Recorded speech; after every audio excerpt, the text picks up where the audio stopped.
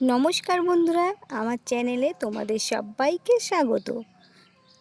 অনেক দিন পর নতুন একটা ভিডিও নিয়ে চলে এলাম। আশা করি এই ভিডিওটা তোমাদের ভালো লাগবে। আমার চ্যানেলে নতুন বন্ধু হয়ে থাকলে চ্যানেলটা সাবস্ক্রাইব করে আমার পাশে থেকো। আজকের ভিডিও আমি কিভাবে বড়ি দিয়েছি সেই ভিডিও। তো বড়ি দেওয়ার জন্য আগের দিন রাতের বেলা আমি ডাল ভিজিয়ে রেখেছি, বিউলির ডাল।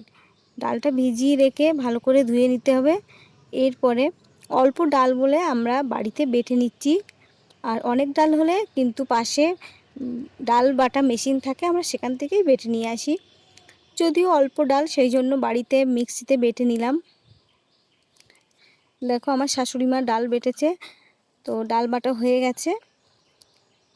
এরপরে ডাল বড়ি দিতে গেলে আমরা অনেকে কুমড়ো দিয়ে দেই, অনেকে কচু দিয়ে।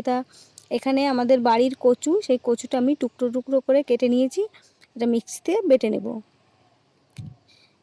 তো বড়ি দেওয়ার জন্য প্রথমে কিন্তু একটু ফেনাতে হয়, তো আমি ফেনিয়ে নিচ্ছি কচু আর বড়িটা একসঙ্গে মিক্সড করে।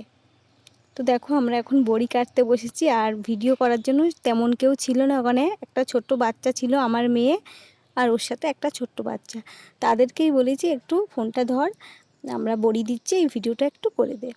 তো দেখো আমি আর আমার শাশুড়ি মা বড়ি দিচ্ছি, আর আকাশে কিন্তু আজকে ভালোই রোদ্দুর। আজকের এই ভিডিওটা কেমন লাগলো অবশ্যই কমেন্ট করে জানিও।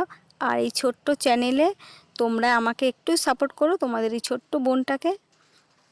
তো আজকের মতো এখানেই ভিডিও শেষ করছি। টাটা, সবাই ভালো থেকো।